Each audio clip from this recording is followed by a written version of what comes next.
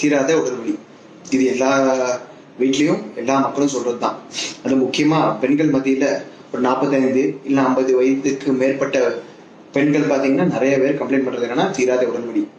என்ன பண்ணுவாங்க, ஒண்ணு ஃபேமிலி டாக்டர் பார்ப்பாங்க, இல்லைன்னா எலும்பு டாக்டர் போய் பார்ப்பாங்க, இல்ல மெடிக்கல்ஸ்ல போய் வலி மாத்திரை வாங்கி போட்டுட்டே இருப்பாங்க. நிறைய மக்கள் என்னதுன்னா ஒரு மாத்திரை 2 மாத்திரை 3 மாத்திரை போடுற மக்கள் எல்லாம் நம்ம பாக்குறோம். இது மாதிரி மக்கள் அது எதனால வருது, அது கண்டிப்பா அது எதனால வருதுங்கிறது டாக்டர் மூலமா தெரிஞ்சுக்கணுங்கிறது ஒரு அபிப்பிராயம் இல்லாம அவங்களே செல்ஃப் மெடிகேட் பண்ணிக்கிறாங்க. இது மிகப்பெரிய தப்பான விஷயம். ஏன் நான் சொல்றேன்னா, தீராத உடல் வலிங்கிறது 90% பாத்தீங்கன்னா ஒரு மன சோர்வுனால வர சான்ஸ் அதிகம். ஏன் அப்படி மன சோர்வுனால வரலாம்னு நான் சொல்றேன்னா, இந்த 50 வயசு 45 வயசு வரும்போது பெண்களுக்கு இந்த மாதவிடாய்ங்கிறது நின்ற ஸ்டேஜில் இருக்கும், நிறைய பேர் நின்றுருக்கும். இல்லை ஒவ்வொருத்தங்க கர்ப்பப்பை ஆப்ரேஷன்லாம் முன்னாடியே பண்ணியிருந்தாங்கன்னா மாதவிடாய் முன்னாடியே நின்றுருக்கும். அதனால என்ன ஆகும்னா நிறைய ஹார்மோன் மாற்றங்கள் ஏற்படும், ரசாயன மாற்றங்கள் ஏற்படும். அதனால உடல்ல ஒரு விதமான ஒரு மனசோர்வு ஏற்படும். மனசோர்வுனால ஏற்படுற முக்கியமான விஷயம் என்னன்னா உடல் வலி, தீராத உடல் வலி.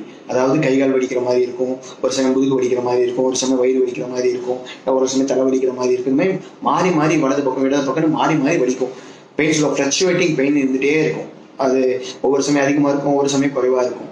பட் இது என்ன காரணம், எதனாலேனே தெரியாம மக்கள் ரொம்ப குழப்பத்தில் இருப்பாங்க. சம்டைம் அவங்களே தெரியாம அந்த மெடிக்கல் ஷாப்ல போடுறது, மெடிக்கல் ஷாப்காரங்களும் டாக்டரோட கன்சல்டேஷன் இல்லாம ஒரு அவசரத்துக்குன்னு ஒரு மாத்திரையை கொடுத்துருவாங்க.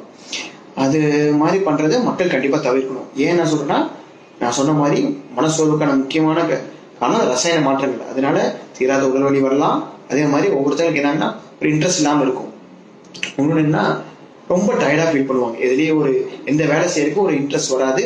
வேலை செய்யறதுக்கும் அவங்களால முடியாத மாதிரி ஒரு வெட்டின்னு சொல்லுவோம், இந்த டயர்ட்னஸா இருப்பாங்க. ஈவன் கணவரோ இல்ல குழந்தைகளோ வந்து பேசும்போது கூட அவங்கள்ட்ட பேசுறதுக்கு ஒரு இன்ட்ரெஸ்ட் காட்டாமல் இருப்பாங்க. இதெல்லாமே என்ன அறிகுறிகள், மனசோர்வுக்கான அறிகுறிகள். வேற என்ன அறிகுறிகள் இருக்கலாம் டாக்டர் அப்படின்னு கேட்கறீங்கன்னா, என்ன இருக்கலாம்னா பசி இல்லாம இருக்கும், ஒவ்வொரு சமயம் என்னன்னா தூக்கமின்மை இருக்கும். இதெல்லாமே மனசோர்வுக்கான அறிகுறிகள். அதனால தீராத உடல்வலி இருந்தா கண்டிப்பா நீங்க என்ன பண்ணணும், டாக்டர் போய் கன்சல்ட் பண்ணணும். நீங்களே செல்ஃப் மெடிகேட் பண்றதை தவிர்க்கணும்.